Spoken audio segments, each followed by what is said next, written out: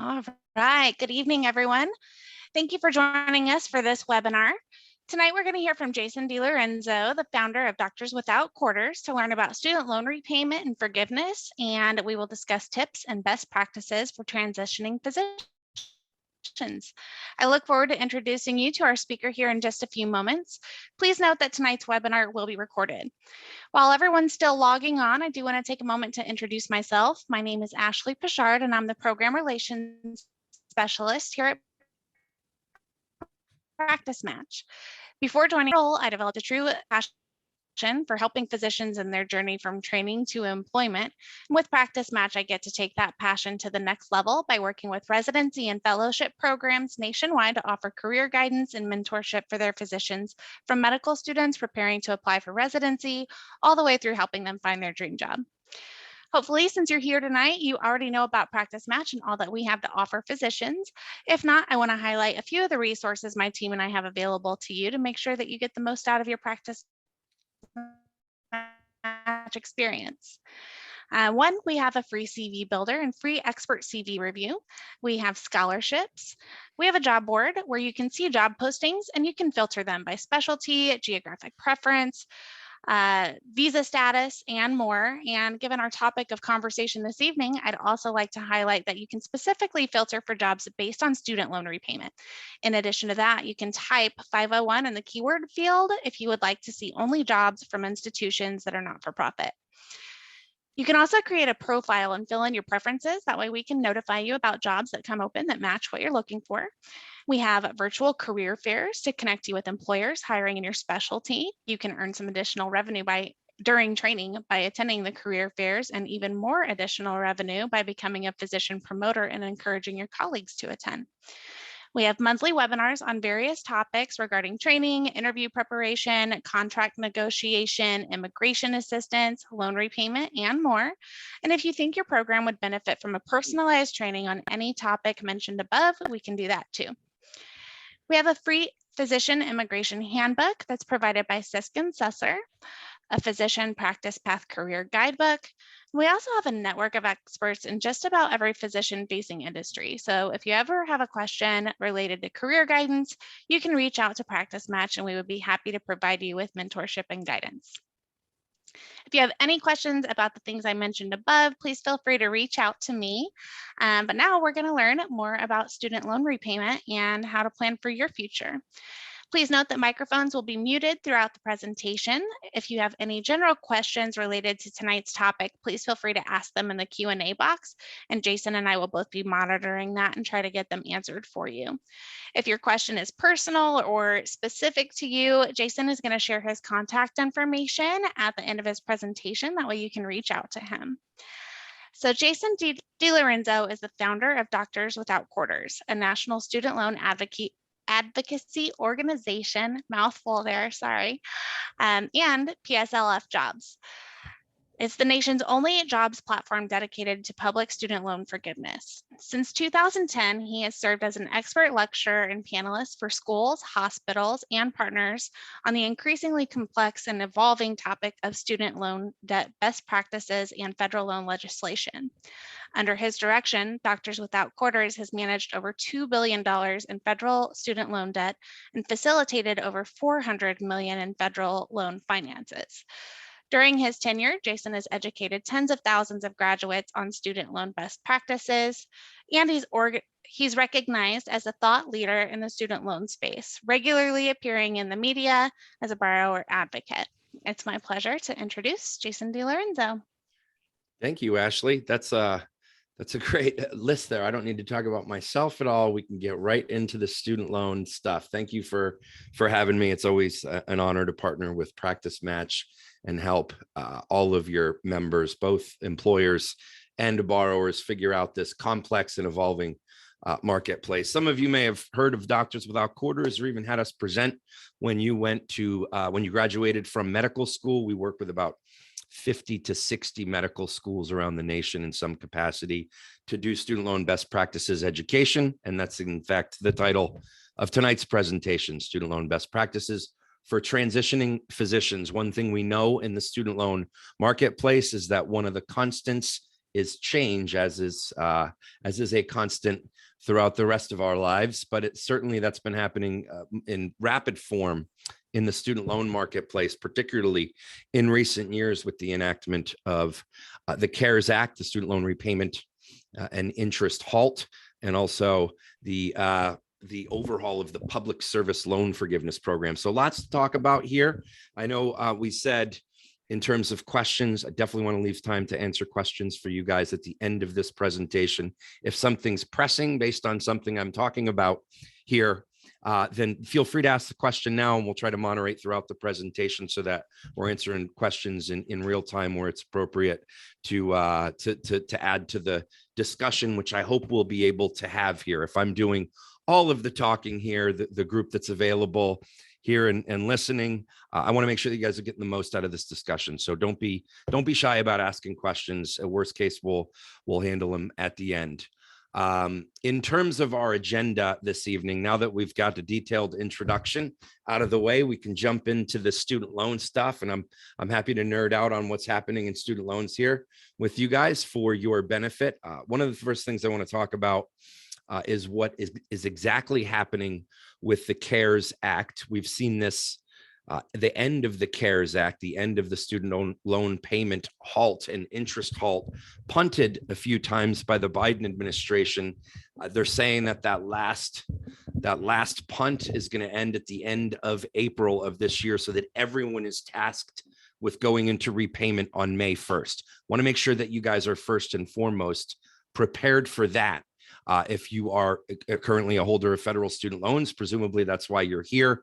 And also talk about your IDR or income-driven repayment plan certifications. Most medical graduates with any meaningful amount of student loans are using likely an income-driven repayment plan during their training for the benefit of reduced payments, interest benefits, and potential loan forgiveness. So it has been true now that you haven't had to recertify your income-driven repayment plan for a couple of years. What's that going to look like for you coming out of the CARES Act, when your payments are going to kick in on May 1st? When is the servicer going to ask you to recertify?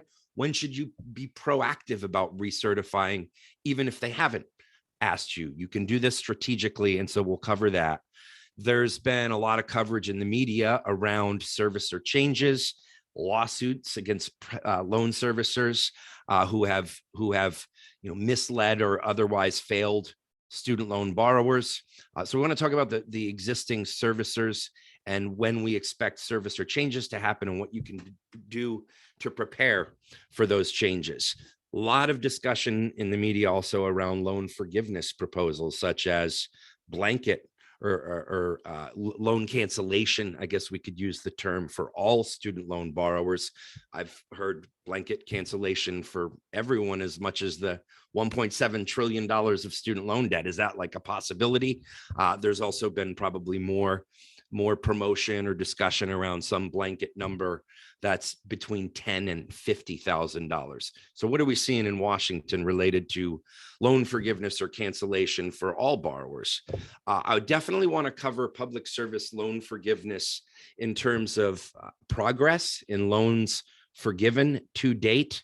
Make sure everyone understands how to navigate that program, and definitely talk about how that overhaul that was announced back in October impacts you all specifically. And then on the other side of federal loan forgiveness, we've got the private refinancing marketplace available to those of you who aren't in position for federal loan forgiveness through a program like public service loan forgiveness. What's happening in that refinancing marketplace, particularly since there's been some coverage in the media about inflation and how interest rates might be rising this year, starting in March with the federal funds rate potentially going up. How does that impact your opportunity to refinance your 6% and 7% student loan debt down to lower rates? And what might that action plan look like for you as you consider transitioning to practice, whenever that may be?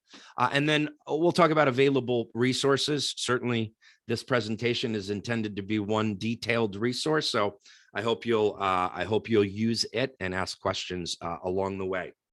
Let's first talk about the CARES Act and what exactly that did to student loans in terms of borrower benefits. Now, Since March 13th of 2020, and that's been now almost 2 years, there have been no required payments of federal student loan borrowers. So if you're in an income-driven repayment plan in February or March, or maybe even it took until April for your servicer to actually enact the payment halt, and you were paying $300 per month in pay-as-you-earn or revised pay-as-you-earn, if you were in any federal repayment plan, that payment just stopped through no effort of your own.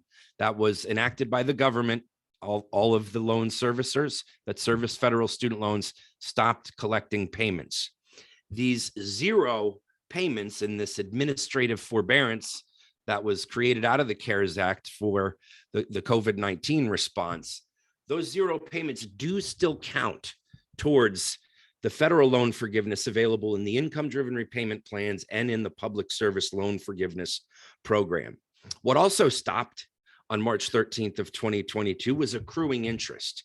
So for some reason, you had any payments that were being made past March 13th of 2022, of 2020, or you saw any interest accumulation, those are errors, and you can be entitled to refunds on any payments that were made after March 13th, 2020, or any interest that you saw accumulate. You'll want to contact your loan servicer and look into that, because neither of those things should have happened after March 13th, 2020. And it has been our advice that borrowers who are pursuing, for example, public service loan forgiveness, we'll cover that in detail shortly, should not be making payments voluntarily on their student loans while there's no interest accruing during the CARES Act benefits. Keep that money for yourselves. There are no required income-driven repayment plan certifications. I'll give you some guidance on when we expect those certifications to start.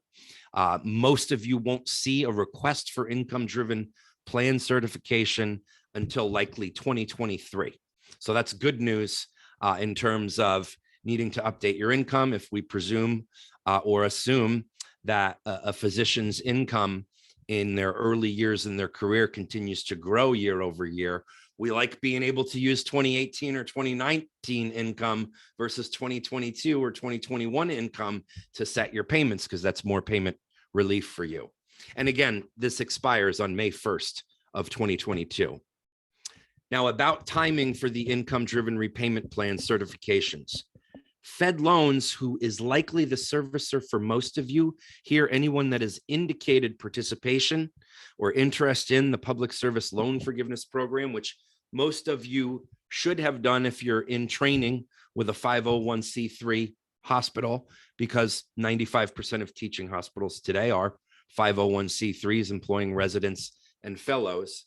And if you're pursuing PSLF, Fed Loans should be your servicer. Fed Loans has given us guidance that they're not going to ask for an income-driven repayment plan certification if your recertification date was somewhere between May 1st, when the CARES Act ends and you're going into repayment, through November 1st.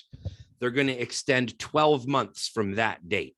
So if your income-driven repayment plan recert date was, say, July 1st of this year, it's not going to be till July 1st of 2023. So we like not having to recertify income, particularly if income has gone up in recent years, as it hopefully has for most of you, as that gives you lower payments, but still qualifies for the loan forgiveness. Now, after November 1st of 2022, your same certification date, your recertification date, should be holding true. You want to use the recertification form. The first date is your earliest recertification date, and that second date is your new payment amount start date. So if you're looking for information around, wait, what exactly is my recertification date? It's the first date that shows up there, and the second one is your payment start date. These don't always match up. So you want to be looking for the second payment amount for when your start date's going to be picking back up on your payments. Now, the servicer departures. Let's talk about this, because 9 million people are going to be moving from Fed Loans over to different loan servicers over the course of the next 9 months or 10 months. December 22 is when Fed Loan is contracted to exit federal loan servicing. Now, while Fed Loan is sending borrowers, the 9 million borrowers they work with across all other loan servicers in the marketplace, if you're pursuing PSLF and you're enrolled in that program, Public Service Loan Forgiveness, MOHELA is the loan servicer that's taking on 100% of the PSLF candidates. Today, that number is 1.3 million borrowers and rapidly growing, as we'll talk about. So understand that your servicer will be MOHELA if it's not already. The majority of accounts have not transferred over yet. We expect that to be 100% transfer rate by December of this year. If your loan servicer is Navient, this affects 6 million borrowers. Those loans are transferring over to a servicer called Maximus Advantage. There have been some customer service concerns here. Our hope is that they fix things in terms of customer service. The one thing to just understand when you hear a discomforting message like that is that the federal student aid database, studentaid.gov, has become much more proficient in tracking borrower history for federal student loan borrowers. So if a servicer makes a particular error when it comes to the federal programs and federal advantages or loan forgiveness and interest subsidies that exist, this is being tracked by studentaid.gov. So we hope to see better service coming from the loan servicers in this case as time goes on. Navient does not have to leave they extended their contract for 3 years. So if Navient's your loan servicer, the first question I would ask is why, if you're enrolled in public service loan forgiveness, that would mean that you hadn't yet, if you're working in a nonprofit or 501c3 residency program or fellowship program, you should likely be positioned for PSLF because there's value there, particularly if you're not sure where you're going to practice when you transition, in maximizing the benefit of that program. It is likely that Fed Loan should be your servicer. But Navient's moving away to Maximus over the next 2.5 to 3 years. There's another servicer that managed loans for about 1 million borrowers called Granite State. If for some reason that's your servicer on any of your loans, those will be sent over to Ed Financial. Some of those are going to a servicer called Trellis. So the point with the loan servicer changes are to understand that when loan servicers change, the federal database still has all of your information and repayment history. What you're going to want to do before the change happens is likely take a few minutes and download any of your income-driven repayment plan or your consolidation approval letters, particularly more recent ones, and just get a printout of your payment history. You can request this from your servicers. And if you want to request your entire transaction history, they will give that to you. There are no payments right now, so the loan servicers are a little more able to help you out in terms of customer service. Then they'll likely be available once borrowers go into repayment, particularly if they haven't set up the right repayment plan that they should be in after 2 years off and are scrambling to make changes to that. We'll talk about that shortly. And create a new account with the new servicer. But you don't really have to do anything until you hear communications from the servicer when it comes to the new servicer that we're talking about here. There's no reason for you to reach out to MOHELA now. Continue to do things with Fed loans. Make sure you have that history downloaded, as we're suggesting here with these 5 steps, and then wait for the new servicer to reach out to you. Let's talk about mass loan forgiveness for a few minutes here. We're going to move from the least generous mass loan forgiveness program that we've heard about on up to the most generous. Now, $10,000 of forgiveness for all student loan borrowers has been the one that probably has gotten the most traction from members of Congress. There was strong initial support when Biden was going through the election process, and from Democrats in general. This was reviewed by the Department of Education and the Department of Justice, and now we've been hearing crickets on it. And so there's been more pressure from members of Congress to provide $50,000 of loan forgiveness for all, or even total loan forgiveness for everyone. Both of these proposals have little support from a congressional standpoint. There's some support from individuals that are definitely very prevalent in the media, suggesting that this is something that should happen. We do not see Biden's camp behind the blanket loan forgiveness in meaningful numbers for borrowers. We see much more of a targeted approach to loan forgiveness or loan cancellation for those most in need. That's where this administration seems to be focusing their efforts. Would I be shocked if $10,000 of blanket loan forgiveness came out, even say right before re-election? That would not shock me. At this point, with what I've seen in Washington, I would be really surprised to see $50,000 or certainly total loan forgiveness for all. Notwithstanding, I would also be looking for a job if that last thing happened. But suffice it to say, we don't see great support from a bipartisan standpoint on the greater loan forgiveness proposals. We see this being targeted. So let's talk about the requirements for public service loan forgiveness to make sure we're all on the same page here. And again, the reason that we spend a meaningful amount of time on public service loan forgiveness for doctors who are in training, residency, or fellowship is because the majority of you are working in a nonprofit environment, certainly full time, and therefore can count down meaningful years towards the requirements for PSLF, and therefore drive meaningful savings if you work in a nonprofit environment. In fact, those of you with higher student loan debt levels are often making career decisions right out of training based on the availability of public service loan forgiveness. We've certainly coached thousands of borrowers through that very consideration. So first thing we want to talk about is eligible loans. For this population, if you're in training now, it's likely that you already have eligible loans. That is direct federal student loans, meaning the Department of Education is your lender. The word direct appears on any loan summary that you would have if you have eligible loans. Everyone has eligible loans if they went to an accredited school and took out federal student loans, Stafford loans, Grad Plus loans. The government nationalized student loans in July of 2010. And since that point, any federal student loan, a direct Stafford loan, Grad Plus loan, these are all direct student loans and therefore eligible. If you did go to school prior to July of 2010, you may have the majority of loans lent prior to 2010, July 2010, were what we call FEL loans, Family Federal Education Loans. These are standalone, not eligible for PSLF. These are the loans that caused the most problems around PSLF forgiveness over the past 3 or 4 years that has since been addressed by the PSLF overhaul that we'll also talk about. But if you have FEL loans, they do need to be consolidated over to the direct loans program.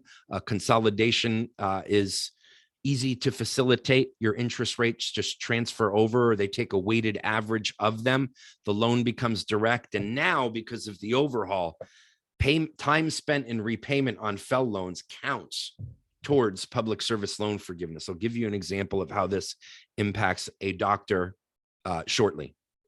If you had Perkins loans, because that program didn't end until 2017, or if you went to a program that offered LDS, which is loans for disadvantaged students, or HPSL, health professions student loans, which are need-based loans, not federal, those loans are also consolidatable to a direct loan, and they can become eligible for PSLF.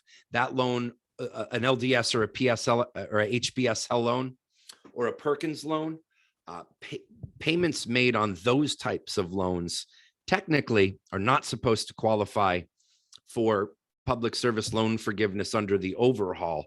But what we've been seeing is that if you've made payments on qualifying loans and do a consolidation on a larger amount of debt, they're taking that entire amount of debt and applying your longest history of payments on all of the debt. So between now and October 31st of this year, it's the most generous review of PSLF eligibility. So it really makes sense to dig in there and figure out, are all my loans positioned for PSLF between now and the end of October this year, to figure out if you have those eligible loans, because it's likely that you're going to get the highest payment count on any of your loans associated or attributed to cumulative student loans if you do that consolidation. Now, eligible payments. So again, PSLF has 3 basic requirements. If I'm to simplify it, you got to have the right kind of loans, you got to make the right kind of payment, and you got to work full-time for the right kind of organization. And these three things need to coexist cumulatively for 10 years. A qualifying repayment plan is, and I keep using this acronym, I hope most of you are with me on it, but an income-driven repayment plan. That's pay-as-you-earn, revised pay-as-you-earn, income-based repayment, income contingent repayment, new IBR. There's 5 out there. Really, most of you should be picking between 3 of them: pay-as-you-earn, income-based repayment based on when you took out your loans. And if you're single, you should likely just be using revised pay-as-you-earn, which has an interest benefit and one of the lowest required payments. So you need to make 120 qualifying on-time monthly payments. It just needs to be cumulative. So 120 monthly payments adds up to 10 years. And then eligible employment must be direct employment by any federal, state, or local government or agency, or any 501c3 nonprofit organization, which is where most physicians in training qualify, because teaching hospitals tend to overwhelmingly be 501c3 nonprofits. The employment requirement is that it's full-time, at least 30 hours per week for 8 months in a given year at least. And you can also work in private practice part-time. As long as you meet that full-time requirement for PSLF, you are eligible for the program regardless of what you do on the side. And again, those payments just need to be cumulative. They don't need to be consecutive. If you went to a for-profit residency program, but want to go work at the VA center or another nonprofit hospital when you transition to practice, you can start counting your 10 years towards PSLF eligibility after training. And so this does not have to be consecutive, nor does it have to be done during training. And you can take time off, but you don't want to be taking any time off on your payments while you're working full-time in a qualifying environment. I'll take a quick pause here to make sure everyone's on the same page with the PSLF requirements, or see if we have any questions before I get into the stuff I really enjoy, which is like the case studies. Any questions, Ashley? All right, cool. I'll take that as good news that you all are absorbing this in great detail. And if you have any questions, feel free to ask anytime. So I started talking a little bit about what happened with the overhaul. The biggest change for borrowers with public service loan forgiveness is that past payments on your FFEL, in other words, those family federal education loans that were lent to you prior to July of 2010, any payments on those loans will now count towards public service loan forgiveness.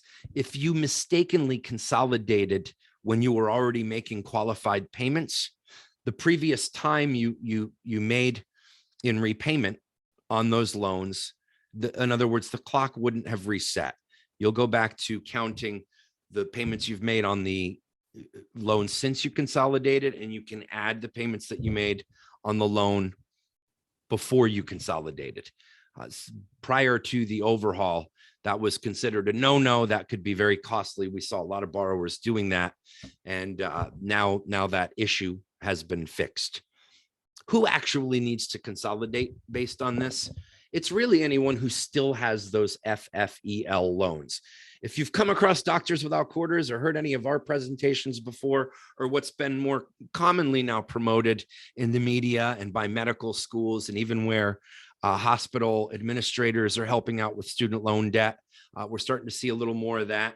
If no one has told you to consolidate those FFEL or Perkins loans, you have to do that by October 31st of this year. Just do it now and get all of this positioned for PSLF before you reach up to that deadline. Processing times can be, a little bit longer. Maybe it takes 30 days or so, it'll be good to just get this done and not ride out till the deadline. So if you have FEL loans or Perkins loans and you haven't yet consolidated them, do so, and then you'll get the payment count attributed to that consolidated loan that you have on all of your other qualified debt. So we really want to see that outcome for you guys. When it comes to employment certification, if any of you are still printing off that actual form and filling it out by hand, that is no longer the best way to do this. The PSLF help tool has grown in terms of helpfulness, leaps and bounds over the past 1.5 to 2 years. You always want to pre-populate your employment certification form from the PSLF help tool available at studentaid.gov/PSLF. And that is the form where you can consolidate any loans that need to be consolidated. They'll help you identify those. And then with your certifying employment, if you need to go back and certify any employment that was eligible for PSLF, you can fill in those dates, find your employer, pre-populate the form, and then send it them, then sign it and send it to them for signature. If for some reason you find that your past or current, I'd be surprised if it's current, but this pops up every once in a while. If your HR or GME or someone is not familiar with this form and they're a 501c3, let us know. We do education for the employers on PSLF maximization. This is a recruiting and retention tool for these employers, and they really should be helping you out with this. And so if for some reason somebody rejects your employment certification form, that may be you're working for a for-profit, but if that's not the case, we want to make sure that they have a point person completing that form for you guys, and hopefully over time, even driving this process. So again, all past payments on your direct, FEL, and Perkins loans do now count towards public service loan forgiveness. So that also means if you had the right direct loans, but you were in a payment plan that didn't qualify for PSLF, the fact that you were in repayment now qualifies. That's only going to stay true through October 31st of this year. Again, so once October 31st is done this year, everybody needs to be meeting the 3 original requirements, which is the right kind of loan direct, an income-driven repayment plan to drive the most savings, and full-time employment with a qualifying employer. A lot of information there, so I'll pause again to see if anybody has specific questions. And once again, to certify employment with your employer, to make sure you don't have FEL loans that need to be still consolidated, and to do the annual certification with your employer that you're working full-time for a qualifying employer, the best to use is the PSLF help tool at studentaid.gov/PSLF. Now, let's talk about the utilization of PSLF over the past, well, the program came out in 2007, and then we fast forward to 2017, where eligible borrowers could potentially have started to receive loan forgiveness. We saw very little loan forgiveness between 2017 and 2020 or 2021. Most borrowers were being denied. Most borrowers didn't use the right kind of repayment plan or didn't have the right kind of loan.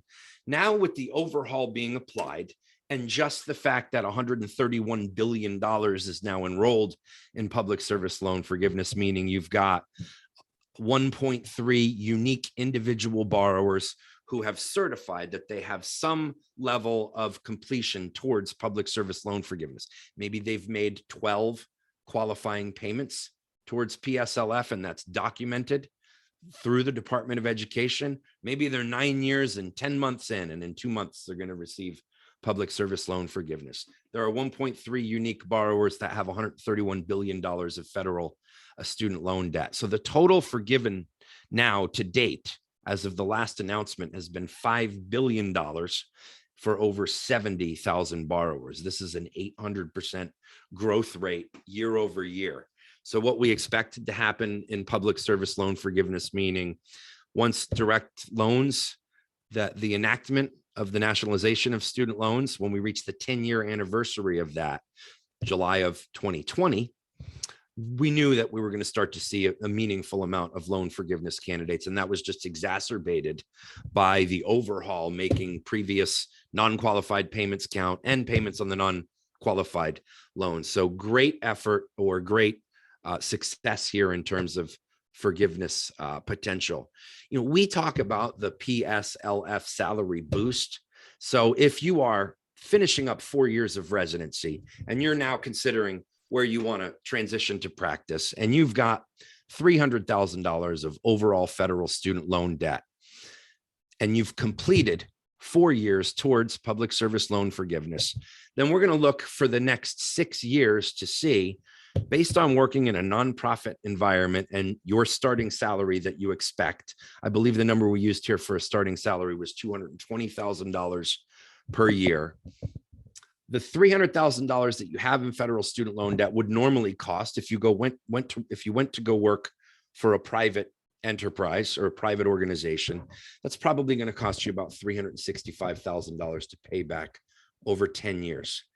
If you use an income-driven repayment plan for the next 6 years, you're only going to come out of pocket $121,000. So the estimated out-of-pocket savings just on this comparison alone, which we want everyone to do if you're not yet sure exactly where you're going to practice when you transition, you want to have this data in your hands because it could move the needle from an economic standpoint. Obviously, there are professional and personal geographical considerations and all of that, but this is also a consideration point, particularly if you're, say, considering a job in Florida, where a lot of the hospitals hire directly from 501c3s and PSLF is more available than in, say, the state of California, where if you go to Kaiser, the foundation Kaiser, where you do residency and fellowship, is a nonprofit, but TPMG, the Permanente Medical Group, that's a for-profit employer. You're not eligible for PSLF. So it certainly helps to understand that environment. And we do as well if you have questions around that. But you ultimately want to have this analysis in hand when you're making, hopefully, a decision around a number of job opportunities for you. We could make the case that your $220,000 salary is actually worth $254,000 per year for the next 6 years when this kind of savings is available. So now we get into the math and the case studies. I want to talk about how the overhaul would impact someone who went to school or graduated from school. Now, we're looking at almost 12 years ago, had $250,000 of debt at graduation and had all FFEL loans. They made income-driven repayment plan payments during their 4 years of training, but we didn't get to them. This type of education didn't get to them until they were transitioning to practice. So they didn't consolidate their loans to direct and make them eligible for PSLF until they were about to transition to practice. Their starting salary as a transitioning doctor is $250K. And the assumption is that they work for a 501c3 after they transition to practice. Prior to the PSLF overhaul, the waiver that's available right now, they made 48 unqualified payments, and that $9,700 roughly dollars they paid over 4 years was not qualified PSLF payments. Their loan balance after consolidating was $305,000, and the 168 payments they make would be $336,000 out of pocket before $144,000 of loan forgiveness was available. Just by participating in the overhaul, or because of the benefit of the overhaul, now all those years of payment in residency count towards PSLF. It's 120 payments, not 168, that qualify them for public service loan forgiveness. They're out of pocket $178,000. Their forgiveness is $300,000. And this is really good news. We've seen a lot of refunds issued for overpayments. So if this is you and you think you might be eligible for a refund, or you're waiting to hear back on that, the good news is that we're seeing all candidates that are eligible for refunds getting positive feedback or getting refunds if they've overpaid. So again, 10/31/22 is the deadline on all of this. If you think this might be you, best to take action now. There are a few unknowns with this PSLF overhaul and waiver. We don't know when Mohella is going to take over the servicing of Fed loans for your specific profile. So that's an unknown. Access to your past employer's data and contacts. If you worked for a qualifying entity and thought, well, PSLF didn't allow that, I was in the wrong kind of repayment plan, or I had FEL loans back then, now you qualify. So you have to be able to find that previous employer's information for them to certify that employment. The thing that triggers a review of your account it's not just going to happen automatically. You have to go back and get that certification of employment for those dates that now qualify. So the responsibility is on you first to go certify employment for those dates that previously didn't qualify, and then they will count those payments. So you want to make sure you can get access to your past employment data and find the person that'll complete that form for you. We don't know how the changes in future legislation could impact the PSLF waiver. I think the good news with all these federal programs is that new programs come available, but the previous programs need to remain available to you. It creates a little complexity, but PSLF would be nearly impossible for anyone, for the government to just sweep that rug out from under you if you've had progress towards it. That has been solidified in the marketplace today. One question around those of you who graduated from medical school in either 2020 or 2021. Technically, because there were no payments and there were no interest, some of you may have just done nothing. You didn't have to choose a repayment plan at the end of your grace period because there were no payment plans required. Technically, by the letter of the PSLF waiver and overhaul, you had to have been in a qualifying repayment plan when the CARES Act took effect for those payments to count, those non-payments, I should say, to count towards PSLF. We don't believe that they're actually enforcing that, but it probably makes sense if you haven't taken any action since you graduated medical school to go ahead and indicate what plan you want to be in on May 1st. That is a better look than waiting to hear from the loan servicer and not having done anything between when you graduated med school and now. There's also an opportunity, we believe, for if you're a student now, to consolidate med school debt with older federal loans that you might have, particularly FFEL or direct loans. If you had qualified payments, say 2 years of qualified payments because you taught for 2 years before you went to medical school, it is possible, and I might even say probable based on what I've seen out there, that by consolidating into a new loan, you could get those 24 months qualified on your existing med school debt. We definitely want to position you for that. That won't be available after October 31st of this year, according to the program's language now. For those of you that are ongoing, whether you're pursuing PSLF or not, ongoing income-driven repayment plan navigation is a moving target. Those of you who are single most likely should be using the revised pay-as-you-earn program. I have a sort of flow chart or decision tree for which income-driven repayment plans to use and when.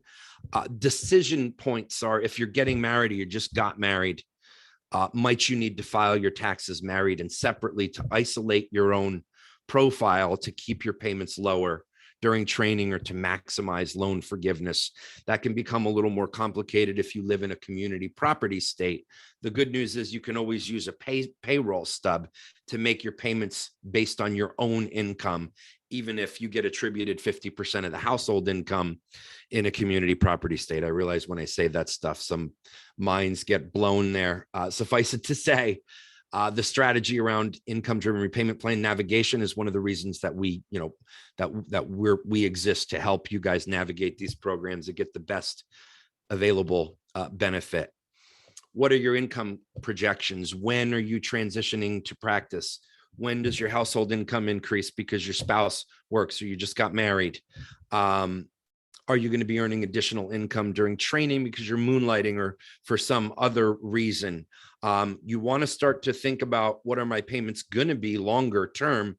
If it's such that your household income becomes so high that you don't want to do income-driven repayment plans and utilize loan forgiveness, you might want to look into the refinancing marketplace and lower your rates sooner than later. And then when does it make sense to switch programs? The one good thing to know is that I believe everyone using the income-driven repayment plans, before you recertify or once a year when you file your taxes, look to make sure that you're in the right kind of repayment plan. One of the biggest considerations, again, is going from single and using revised pay as you earn to switching to filing your taxes separately so that your spousal income isn't included in your monthly payments, lowering your payments, increasing potential loan forgiveness. Anytime you switch programs, you don't lose progress towards that loan forgiveness. And so once a year, you want to look and make sure, does it make sense for me to stay in the same repayment plan or switch to another one? And these are really the considerations.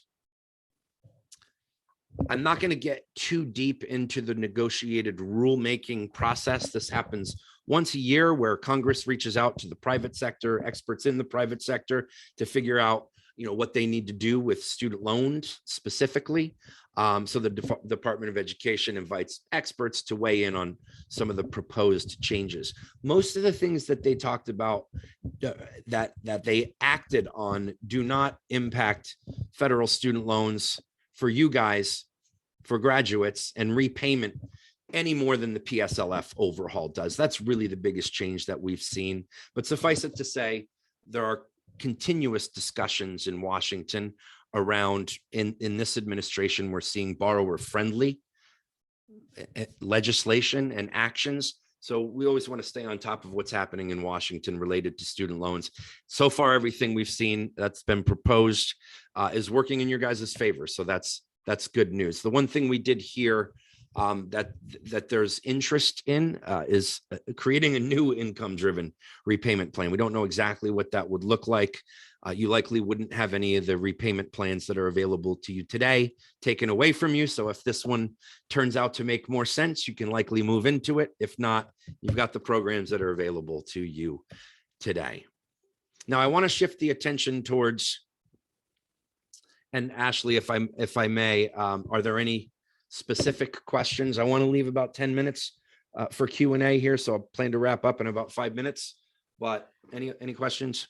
I actually do have one. Okay. Siobhan Collins has asked a couple, and you answered the first one about Okay. Kaiser specifically out loud, but Oh, no she's way. asking about taxes paid on the repayment of student loans with PSLF.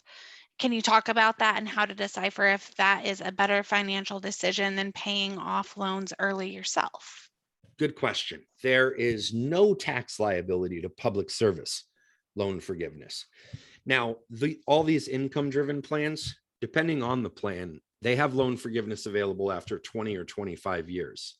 When those programs came out, that was taxable loan forgiveness. The recent stimulus legislation removed the tax liability on any student loan cancellation or income-driven repayment plan loan forgiveness, but only through 2025. And so we would hope to see that tax liability would be removed. For doctors specifically, the ideal outcome is that you don't have federal student loan debt, particularly at 6+%, 20 to 25 years from now. So we don't really talk about taxable loan forgiveness for doctors specifically. Once you transition to practice, you're either pursuing public service loan forgiveness because you're in that environment and you're maximizing that substantial savings opportunity of, as we've spent some time talking about here, or you transition to that $275,000 starting salary with a for-profit enterprise or organization or practice, and you get aggressive about paying down your student loan debt. If you're signing a contract now or this year to start practicing in July or August of this year, and it's a for-profit organization, and you're not going to be eligible for public service loan forgiveness, our advice is to look into the refinancing marketplace now. So this is a good segue to this discussion. PSLF tax-free. We always advise folks, if the savings is substantial, like we've been showing you here, you're not going to find a better financial opportunity than that. You're paying way less than what you even borrowed. Now, if that's not the case and you're not a PSLF candidate, we normally don't recommend riding out the income-driven plans to 20 or 25 years. When you sign that contract to transition to for-profit, want to look into the refinancing marketplace because rates are at historic lows here. And we do expect, with what's happening with inflation and the federal funds rate and interest rates in general, that rates are expected to go up here over the next year and maybe for a little while. And we've already started to see that happen. They've bounced off the bottoms that we've seen in recent months. Now, when you refinance a federal student loan, you got to go right into repayment. So we're getting close to that May 1st. I've got no payment. Am I going to have a month or two of payments that otherwise could have been not a payment federally? Yes, you'll have to make that decision. It's more art than science. But if refinancing is appropriate for you, we have definitely been moving the needle towards taking a look and seeing what rates are available right now, because we do see that trend starting to tick up, and we're close enough to May 1st now anyway. You can drag out the application process for 30 days and get darn close to May 1st anyway. We are seeing rates as low as the floor being for 5-year terms, as low as 2.5%, a 10-year term around a 3.25% interest rate, and longer terms 4%. But most of you are finishing up medical school with an average interest rate of your medical school loan debt of between 6 and 7%. So cutting that rate in half would certainly be long-term savings if you're not a PSLF candidate. So that opportunity for savings is because rates are particularly low now and have been for a little while. The considerations here, when you refinance, you're giving up all your federal benefits. That's the one thing that even borrowers who had loans and thought they were pursuing PSLF, some folks refinanced when they could have had the overhaul available to them for PSLF. And unfortunately, they moved away from that opportunity. Good news is they got lower rates on their loans. But suffice it to say, once you refinance, you're giving up federal benefits. You want to make sure that's appropriate for you. These companies would love to do these transactions with you, but it's not always appropriate. So definitely keep that in mind, that you want the folks who are working with you on this strategy to be in your court and not working to do a transaction with you. Make sure that there's no origination fees or prepayment fees. Those should be gone now with all the main players in the marketplace, but occasionally see somebody try to sneak something in there. So again, in terms of process, particularly if you're thinking you're going to be transitioning to a for-profit role, still make sure it's suitable to refinance, that you want to give your federal benefits up. Review your profile to see what kind of payment you can afford. You can always make overpayments, and then go to the marketplace. And, different lenders have different appetites. Like some look straight at your credit score. Others worry less about the credit score and dig into the actual payment history. So you'll want to talk to a few lenders to see, who's going to give you the best rate. Don't just go to one lender, because the best lender in the marketplace is often changing, as we've seen. And this is an increasingly competitive marketplace, which is to your benefit.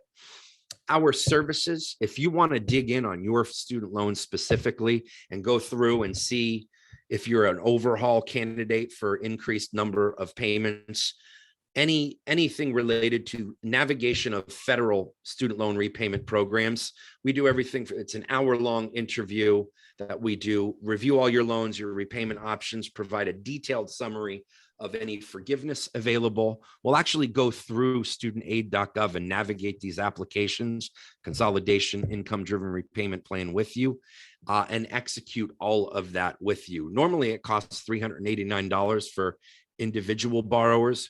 When we say couples, we mean two couples that are also borrowers. You're an individual if you're married, but your spouse has little to no student loan debt. As a practice match member, you get a 15% discount using the discount code PM15. And these last few minutes we spent on refinancing, we do refinancing suitability for free. So all of our calculators that have been used to create these presentations, we can quickly, if you've spent a few years in training and are about to transition to practice and wondering if refinancing is suitable for you, maybe you're still looking at a PSLF role, we can figure out that salary boost for you, introduce you to the refinancing marketplace. We do all of that suitability for refinancing review for free. And then we also have an annual service for ongoing, mostly for PSLF or income-driven repayment plan navigation. And that annual service is provided at $75 quarterly for individuals. For couples, borrowers, $120 quarterly. So that's all the information I have for you. I do want to add one consideration around, we're seeing an increasing number of employers start to make student loan, and Ashley, you mentioned this before, but that some of the employers are mentioning, do we offer student loan repayment or student loan benefits? PSLF falls in that category. So hopefully the nonprofits are at least clicking that button until you guys move into having PSLF as a search feature. But we're seeing upfront money with tax benefits available to you now. There are products coming out that also have no tax liability to you as a borrower in nonprofit environments. And so ask and see what employers are contributing towards student loan debt, because you may find that there's an increasing number of employers willing to make payments on federal student loan debt. And there's increasingly friendly legislation around the tax liability of that. So, you know, the only mistake you'd be making is not talking to an employer about what kind of student loan benefits are available, comparing your PSLF salary boost to a for-profit job. And with that for-profit employer may move the needle on getting some upfront money. We see that happen. And so make sure that you're using your student loan debt, whether you're a PSLF candidate or a refinancing candidate, as a negotiating tool in your discussions with potential employers. So that's all. That's my contact information. Like I said, Ashley, I'll send you an email. I can send you a copy of some of these slides and any other information that the group wants. Really appreciate you guys' time. Happy to stick around and answer more questions. And you all have a great evening, and definitely wish you the best in your careers as you move to the next exciting phase of it. Well, Jason, thank you so much for sharing your expertise with us. Every time I talk to you, I can just tell how knowledgeable you are and how passionate you are about helping people too. I mean, you have a lot of free resources out there to help people that are making these considerations. And I also appreciate you giving our practice match physicians a discount, even though honestly, looking at your numbers and some of your evaluations, and I've seen some other ones even before we got on this conversation, it's amazing to me that the service is so affordable, even if you didn't have that discount. I mean, you're talking about spending an hour with someone and sometimes saving over $100,000 if they're thinking about it early. So that's pretty incredible. And I think well worth a conversation with you. Some of the detractors of PSLF for doctors specifically call residency and fellowship this loophole, because it almost always qualifies for PSLF and your payments are so small for so long. So your balance is ballooning. I have hours of argument against why that's appropriate for us to be offering that 7% interest rates and the need for physicians around this country. But suffice it to say, the detractors, often say, well, physicians can save too much money if they choose to work in public service. I disagree that any savings is too much money, but you're right. I fully agree that the value of getting this right and saving several $100,000 in some cases is very worth having an expert in your corner for it. There's resources out there. You don't have to use us. You certainly want to be doing your own research if you're not using an advocate, because once we get comfortable with something, it seems that something changes.